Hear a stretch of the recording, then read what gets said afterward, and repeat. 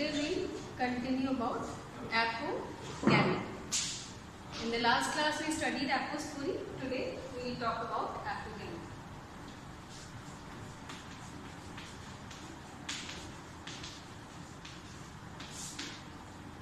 Now apogamy is also a deviation from the normal life cycle.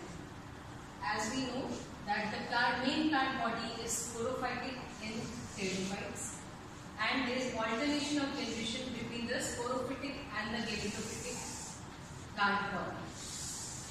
A well-defined alternation of generation is seen.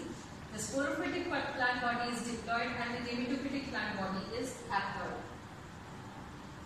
And the sporophytic plant body produces spores by reduction division or meiosis, and the spores are haploid, and these spores germinate to produce prothallus, which is haploid, and this is the main plant body, which is sporophytic. And the prothallus has antheridia as well as archegonia,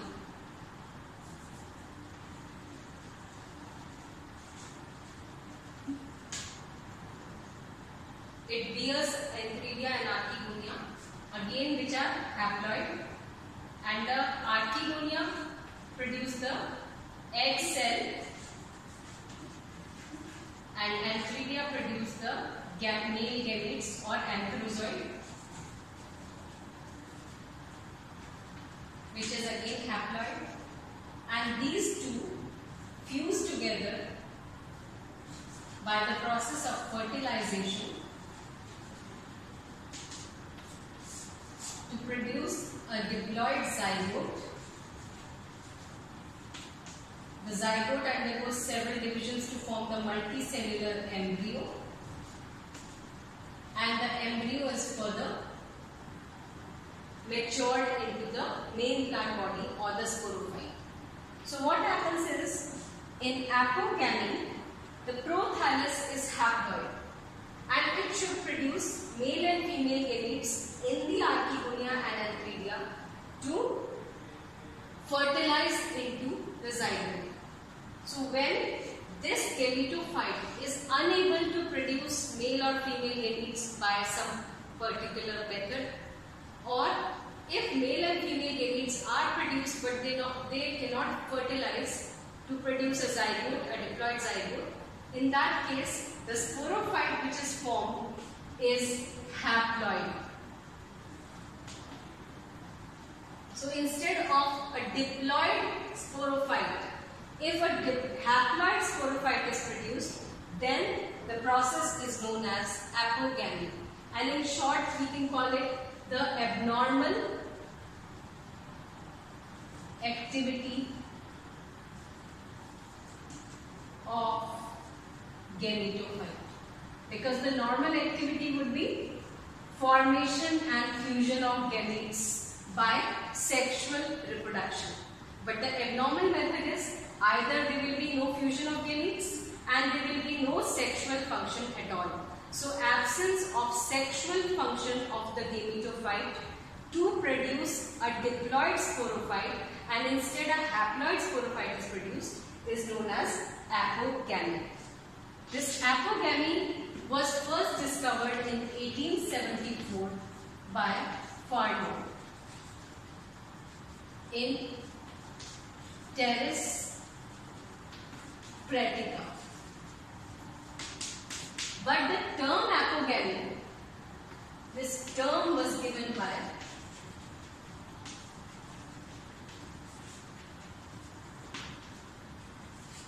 D. Barry in 1878. So the process was discovered by Farlow in 1874, but the term apogamy was coined by D. Barry in 1878.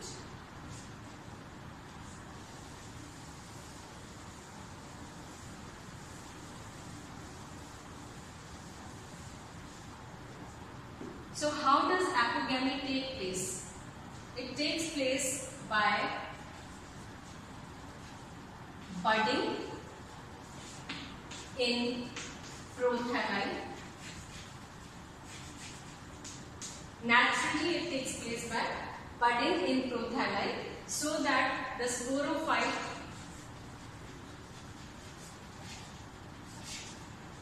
is haploid. Now, apogamy may be of two types.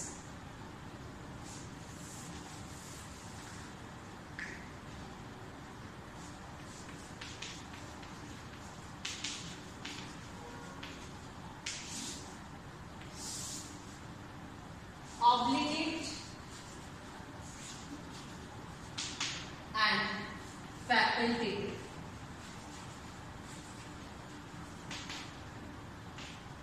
Obligate apogamy is seen to be naturally occurring.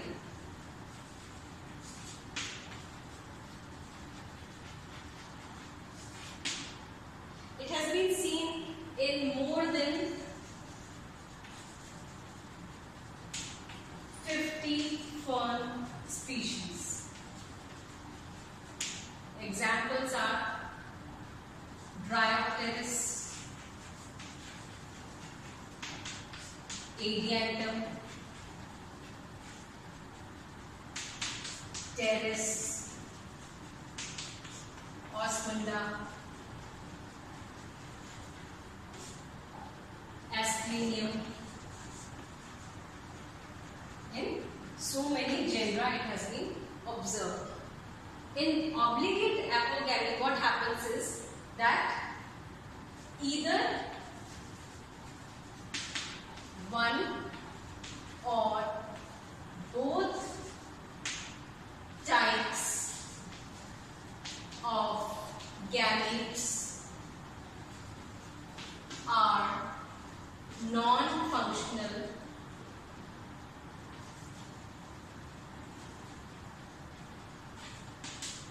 or totally absent. What does this mean? Either one or both types of the gametes. So what type of gametes are there? Male gamete and female gamete. So the male gamete is the antherozoid and the female gamete is egg cell. So these are produced in the Archegonia and Antheridia.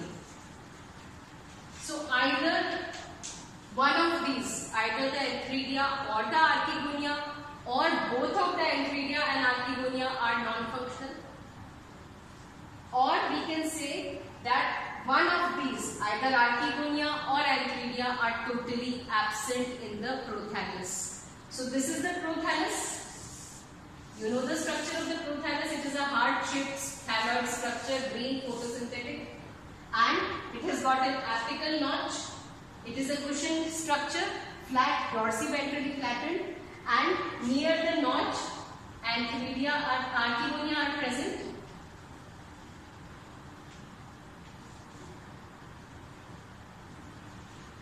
And towards the basal side, Antheridia are present. These are Archegonia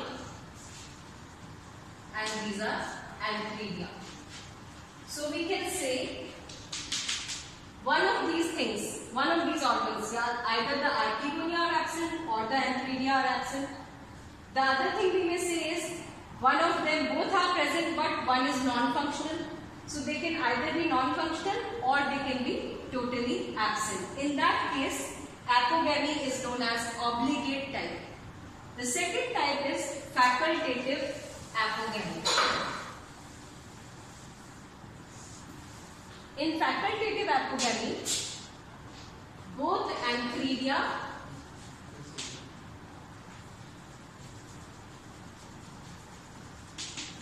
and Archegonia are present and functional. But still sexual reproduction does not take place. But no sexual function takes place.